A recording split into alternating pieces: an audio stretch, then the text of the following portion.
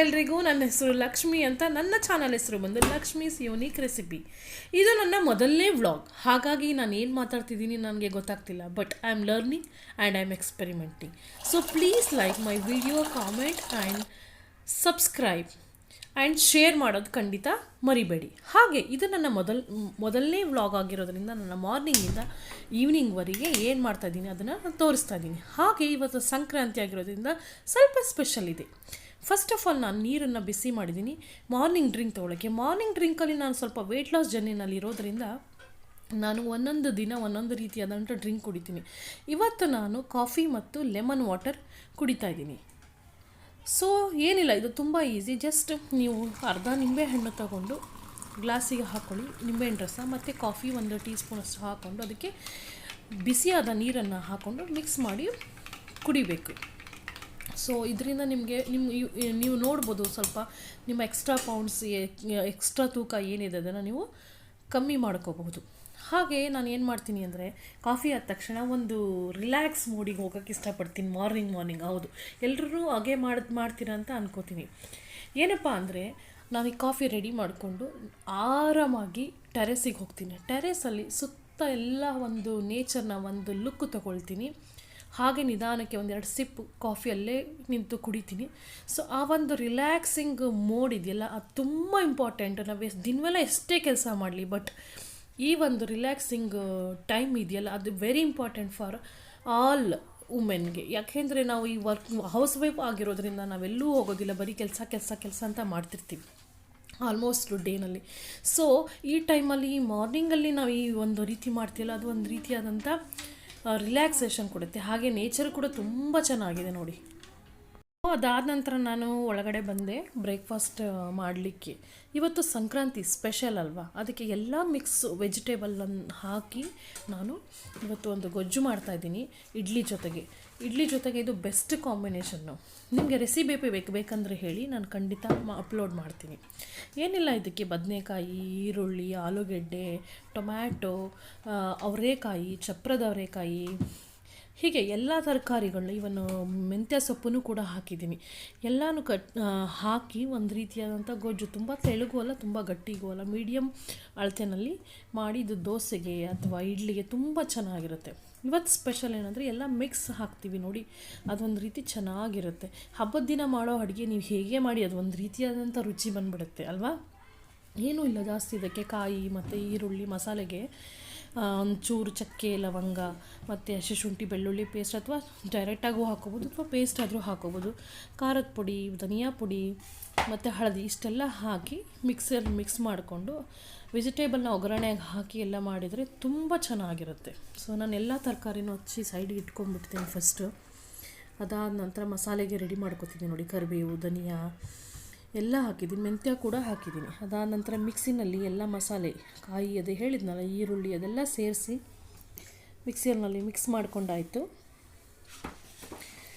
ನಂತರ ಕುಕ್ಕರ್ನಲ್ಲಿ ಸ್ವಲ್ಪ ಇದು ದೊಡ್ಡ ಕುಕ್ಕರ್ ಇಡಿ, ಯಾಕೆಂದರೆ ಎಲ್ಲ ತರಕಾರಿ ಆಗಿದ್ದರಿಂದ ತರಕಾರಿ ತುಂಬ ಜಾಸ್ತಿ ಆಯಿತು. ಸೊ ಹಾಗಾಗಿ ಚಿಕ್ಕ ಕುಕ್ಕರಲ್ಲಿ ಬರಲಿಲ್ಲ ಅಂದರೆ ದೊಡ್ಡ ಕುಕ್ಕರ್ ಇಟ್ಕೊಂಡಿದ್ದೀನಿ. ಫಸ್ಟ್ ಎಲ್ಲನೂ ಒಗ್ಗರಣೆಗೆ ಹಾಕ್ಕೊಂಡೆ. ಕಾಳು ಎಲ್ಲ ರಾತ್ರಿಯಲ್ಲಿ ಹಚ್ಚಿಟ್ಕೊಂಡ್ಬಿಟ್ಟಿದ್ದೆ, ಕಾಳು ಮತ್ತು ಚಪ್ರದ ಅವರೆಕಾಯಿ. ಇನ್ನು ಬಾಕಿ ತರಕಾರಿ, ಬದನೆಕಾಯಿ ಎಲ್ಲ ಮಾರ್ನಿಂಗ್ ಹಚ್ಕೋಬೇಕಲ್ಲ, ಸೊ ಹಾಗಾಗಿ ಮಾರ್ನಿಂಗ್ ಹಚ್ಕೊಂಡೆ. ಅದೆಲ್ಲ ಒಗ್ಗರಣೆ ಆಯಿತು, ಎಲ್ಲ ತರಕಾರಿ ಚೆನ್ನಾಗಿ ಎಣ್ಣೆಯಲ್ಲಿ ಹುರಿದಾಯಿತು. ನಂತರ ಮಸಾಲೆ ಡೈರೆಕ್ಟಾಗಿ ಹಾಕೋದು. ಇದು ತುಂಬ ಈಸಿ. ತರಕಾರಿ ಒಂದು ಹಚ್ಚಿಟ್ಕೊಂಡ್ಬಿಟ್ರೆ ಇದು ಮಾಡೋಕ್ಕೆ 5 ನಿಮಿಷ ಸಾಕು ನೋಡಿ. ಅದಾದಮೇಲೆ ಇನ್ನೊಂದು ಕಡೆ ಚಟ್ನಿ ಮಾಡಿಕೊಂಡೆ ಇಡ್ಲಿಗೆ. ಕೋಕೋನಟ್ ಚಟ್ನಿ ಗೊತ್ತಿದೆಯಲ್ಲ, ನಾರ್ಮಲ್ ಕೋಕೋನಟ್ ಚಟ್ನಿ. ಯೂಶ್ವಲಿ ನಾವು ಕಾಯಿ, ಕಡಲೆ, ಬೆಳ್ಳುಳ್ಳಿ ಎಲ್ಲ ಹಾಕಿ ಮಾಡ್ತೀವಲ್ಲ, ಹಸಿಮೆಣ್ಸಿನ್ಕಾಯಿ, ಅದೇ ನಾರ್ಮಲಾಗಿ. ರೆಸಿಪಿ ಬೇಕಂದರೆ ಹೇಳಿ, ನಾನು ಅಪ್ಲೋಡ್ ಮಾಡ್ತೀನಿ. ಸೊ ಅದಾದ ನಂತರ ನಾನು ಕುಕ್ಕರ್ ಕ್ಲೋಸ್ ಮಾಡಿಬಿಟ್ಟೆ. ಅದಾದಮೇಲೆ ನನಗೆ ಹೆಲ್ಪ್ ಮಾಡ್ತಾರೆ ಅವರು ಬಂದರು ಕೆಲಸ ಮಾಡಿಕೊಡೋಕ್ಕೆ ನನಗೆ. ಅವ್ರಿಗೆಲ್ಲ ನಾನು ಎಲ್ಲ ಸೋಫಾ ಎಲ್ಲ ಹೀಗೆ ತಾನೇ ನಾವೆಲ್ಲ ಎಲ್ಲ ಕೊಟ್ಟೆ. ಅದಾದಮೇಲೆ ಅವ್ರು ಕ್ಲೀನ್ ಮಾಡ್ಕೊಂಡು, ಅದಾದ ನಂತರ ನಾನು ಇಡ್ಲಿಗೆ ಒಂದು ಕಡೆ ಇಟ್ಬಿಡ್ತಾಯಿದ್ದೀನಿ. ಸೊ ಇಡ್ಲಿ ನಂದು ಸ್ಪೆಷಲ್ ಇದೆ. ಸೊ ಇಡ್ಲಿ ಬೇಕಂದರೆ ಹೇಳಿ, ನಾನು ಅದನ್ನು ಕೂಡ ಅದರ ರೆಸಿಪಿ ಕೂಡ ನಾನು ಅಪ್ಲೋಡ್ ಮಾಡ್ತೀನಿ. ಅದಾದ ನಂತರ ನಾನು ಪೂಜೆಗೆ ರೆಡಿ ಮಾಡೋಕ್ಕೆ ಹೋದೆ. ಇದರಲ್ಲಿ ನೋಡಿ ನನ್ನ ಇಬ್ಬರು ಮಕ್ಕಳು ಹೆಲ್ಪ್ ಮಾಡ್ತಾರೆ ನನಗೆಲ್ಲ, ಸಾಮಾನು ತೊಳೆಯೋಕ್ಕೆ ಎಲ್ಲ ತಂದು ಕೊಡ್ತಾರೆ, ಇಟ್ಕೊಡ್ತಾರೆ. ಅದಾದ ನಂತರ ನನ್ನ ದೊಡ್ಡ ಮಗ ನೋಡಿ ಎಲ್ಲದಕ್ಕೂ ಕುಂಕುಮ ಇಟ್ಕೊಡ್ತಾನೆ. ಸೊ ನಂಗೆ ಹೆಣ್ಮಕ್ಳು ಇಲ್ಲದೆ ಇರೋದ್ರಿಂದ ಇವರೆಲ್ಲ ಹೆಲ್ಪ್ ಮಾಡ್ತಾನೆ. ನನ್ನ ಮಗ ಪೂಜೆ ಮಾಡೋಕ್ಕೆಲ್ಲ ನನಗೆ ಹೆಲ್ಪ್ ಮಾಡ್ತಾನೆ. ಅವನೇ ನಾನೊಂದು ರೈಟ್ ಹ್ಯಾಂಡ್ ಅಂತಲೇ ಹೇಳೋಕ್ಕೆ ಇಷ್ಟಪಡ್ತೀನಿ. ತುಂಬ ಹೆಲ್ಪ್ ಅಂದರೆ ಅವನೇ ನನಗೆ. ಈ ಕರೋನಾ ಬಂದಾಗಂತೂ ಕೆಲಸದವ್ರು ಯಾರೂ ಇರಲಿಲ್ಲ. ಸೊ ಹಾಗಾಗಿ ಅವನೇ ನನಗೆ ಆಲ್ಮೋಸ್ಟ್ ಅಲ್ಲೆಲ್ಲ ಹೆಲ್ಪ್ ಮಾಡಿಕೊಡ್ತಿದ್ದ. ಮಕ್ಕಳು ಹೀಗೆ ಚಿಕ್ಕ ಪುಟ್ಟ ಕೆಲಸದಲ್ಲಿ ಇನ್ವಾಲ್ವ್ ಮಾಡಿಕೊಂಡ್ರೆ ತುಂಬ ಒಳ್ಳೆಯದು. ಅದಾದ ನಂತರ ನೋಡಿ ನಾನು ಪೂಜೆಗೆಲ್ಲ ರೆಡಿ ಮಾಡಿಬಿಟ್ಟೆ. ಪೂಜೆ ರೆಡಿ ಆದಮೇಲೆ ಒಂದು ಕಡೆ ಕೂತ್ಕೊಂಡು ನಾನು ಮಂತ್ರ ಓದ್ತಿದ್ರೆ ನನ್ನ ಚಿಕ್ಕ ಮಗ ನೋಡಿ ಮಸ್ತಿ ಮಾಡ್ತಾಯಿದ್ದಾನೆ. ತುಂಬ ತುಂಟ ಅವನು ನಗ್ತಿರ್ತಾನೆ. ನಾನು ನಗ್ಸೋಕ್ಕೆ ಟ್ರೈ ಮಾಡಿ ನನಗೆ ಕಂಟ್ರೋಲ್ ಆಗ್ತಿರ್ಲಿಲ್ಲ. ಆದರೂ ದೇವ್ರ ಪೂಜೆ ಮಾಡ್ತಿದ್ದಿಲ್ಲ, ಕಂಟ್ರೋಲ್ ಮಾಡ್ಕೋತಿದ್ದೀನಿ. ಸೊ ಆದರೂ ಅವನು ತುಂಬ ತುಂಟ ಇರೋದ್ರಿಂದ ನನ್ನ ಮಗನಿಗೆ ಪೂಜೆ ಆದ ತಕ್ಷಣ ಯಾವಾಗ ಹೋಗಿ ನಾನು ಟಿ ವಿ ನೋಡ್ತೀನಿ ಅನ್ನೋ ಥರ ದೊಡ್ಡ ಮಗನಿಗೆ ಆಗ್ಬಿಟ್ಟಿದೆ. ಅದಾದ ನಂತರ ಆರತಿ ಮಾಡಿದೆ. ಸೊ ಹಬ್ಬ ಆಗಿರೋದ್ರಿಂದ ಇದೆಲ್ಲ ಬಾಂಡಿಂಗ್ಗೆ ಮುಗಿಸ್ಕೊಂಬಿಡೋದು ಬೆಸ್ಟ್ ಅಂತ ಮಾಡ್ಕೊಂಬಿಟ್ಟೆ ಫಸ್ಟ್ ಪೂಜೆನ. ಇವತ್ತು ಸ್ವಲ್ಪ ಬೇಗ ಎದ್ದಿದ್ದೆ. ಸೊ ಹಂಗಾಗಿ ಎಲ್ಲ ಕೆಲಸ ಆರಾಮಾಗಿ ಆಯಿತು. ನಿನ್ನೆ ಮೊನ್ನೆ ಎಲ್ಲ ತುಂಬಾ ಹುಷಾರಿರಲಿಲ್ಲ. ಜ್ವರ, ಫೀವರು, ಕಫ ಎಲ್ಲ ಆಗಿತ್ತು. ಸೊ ಆದರೂ ಹಬ್ಬ ಅಲ್ಲ, ಸೊ ಹೆಂಗೋ ಹಾಗೆ ಮನೆಯಲ್ಲೇ ಕಷಾಯ ಎಲ್ಲ ಮಾಡಿಕೊಂಡು ಮಾಡಿದೆ. ಕಷಾಯದ್ದು ನಾನು ಅಪ್ಲೋಡ್ ಮಾಡ್ತಿದ್ದೀನಿ. ತುಂಬ ಒಳ್ಳೆ ರೆಸಿಪಿ ಇದೆ, ನಮ್ಮ ಮಾವ ಮಾಡ್ತಾರೆ ಅದು. ಅದಾದ ನಂತರ ಆರತಿ ಆಯಿತು. ನಮ್ಮ ಮನೆಯವರೆಲ್ಲ ಬಂದಿದ್ದರು ಪೂಜೆಗೆ, ಅವ್ರದ್ದೆಲ್ಲ ಶೂಟ್ ಮಾಡೋಕ್ಕಾಗಿಲ್ಲ. ಅದಾದ ನಂತರ ಬ್ರೇಕ್ಫಾಸ್ಟಿಗೆ ಕೂತ್ಕೊಂಡ್ವಿ. ನೋಡಿ ಬಿಸಿ ಬಿಸಿಯಾದಂಥ ಇಡ್ಲಿ, ಅದೇ ನೋಡಿ ವೆಜಿಟೇಬಲ್ ಗೊಜ್ಜು ಅಥವಾ ಸಬ್ಜಿ ಏನು ಬೇಕಾದರೂ ಹೇಳ್ಬೋದು, ಮತ್ತು ಚಟ್ನಿ, ತುಪ್ಪ. ನನ್ನ ಮಗನ ಫೇವ್ರೆಟ್ಟು ಚಿಕ್ಕ ಮಗನಿಗೆ ತುಪ್ಪ ಅಂದರೆ ಅದರಲ್ಲೇ ಸ್ನಾನ ಮಾಡ್ತಾನೆ ಅವನು. ಅದಾದ ನಂತರ ನನ್ನ ಮಗ ಶೂಟ್ ಮಾಡ್ತಾಯಿದ್ದ, ದೊಡ್ಡ ಮಗ. ಸೊ ಹೊಟ್ಟೆ ಹಸ್ಬಿಟ್ಟಿತ್ತು, ತಿಂತಾ ಇದ್ದೀನಿ ನೋಡಿ ಎಲ್ರಿಗೂ. ಹೇಗೆ ಅನ್ನಿಸ್ತಿದೆ ನಿಮಗೆ ನನ್ನ ಒಂದು ವ್ಲಾಗ್ ನೋಡಿ? ಅದಾದಮೇಲೆ ಸ್ವಲ್ಪ ರೆಸ್ಟ್ ಮಾಡಿದ್ವಿ. ಅದಾದಮೇಲೆ 4 o'clock ನನಗೆ ನನ್ನ ಮಕ್ಕಳು ಓದೋಕ್ಕೆ, ನನ್ನ ಮಗ ನೋಟ್ಸ್ ಬರೆಯೋಕ್ಕೆ ಓದೋಕ್ಕೆ ಕೂತ್ಕೊಂಡ. ಅದಾದರೆ ಮಾತ್ರ ಚಿಕ್ಕವನು ಮಾತ್ರ ತುಂಬಾ ಮಸ್ತಿ ಮಾಡ್ತಾಯಿದ್ದ. ಅಂದರೆ ನಾನು ಇವಾಗ ಸ್ವಲ್ಪ ಟಿ ವಿ ಎಲ್ಲ ಸ್ಟಾಪ್ ಮಾಡಿಬಿಟ್ಟಿದ್ದೀನಿ. ಸೊ ಈ ಬಿಕೇಮ್ ಮೋರ್ ನಾಟಿ ಬಿಕಾಸ್ ಟಿ ವಿ ಮುಂದೆ ಕೂರಲ್ಲ. ಸೊ ಅವ್ನಿಗೆ ಬೇಕು ಮಸ್ತಿ. ಆಮೇಲೆ ತುಂಬ ಎಕ್ಸ್ಪ್ಲೋರ್ ಮಾಡ್ತಿದ್ದಾನೆ ಇತ್ತೀಚೆಗೆ. ಏನು ಮಾಡ್ತಾನೆ, ಹೋಗಿ ಫ್ರಿಜ್ಜಲ್ಲೆಲ್ಲ ಐಸ್ ತೊಗೊಂಬಿಟ್ಟು ಆಟಾಡ್ತಾನೆ. So and he sitting and fighting with they both fight each ಅದು.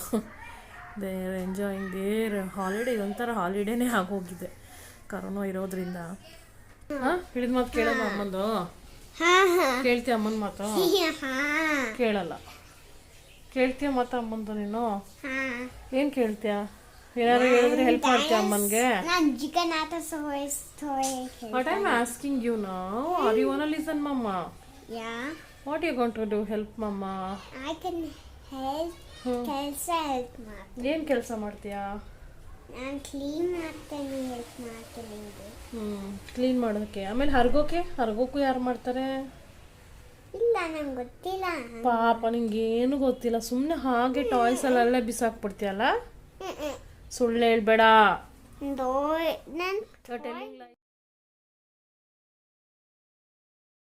ಅದಾದ ನಂತರ 6 o'clockಗೆ ನಾನು ರೆಡಿ ಆದೆ. ಸಾರಿ ಹಾಕ್ಕೊಂಡು, ಸಂಕ್ರಾಂತಿ ಆಗಿರೋದ್ರಿಂದ. This was my today's look. ಹೇಗಿದೆ? ಜಾಸ್ತಿ ಏನೂ ಮಾಡಿಲ್ಲ, ಒಂದು ವಾರದಿಂದ ಹುಷಾರಿರಲಿಲ್ಲ. ಸೊ ಇವತ್ತೇ ಸ್ವಲ್ಪ ಎದ್ದಿದ್ದೀನಿ.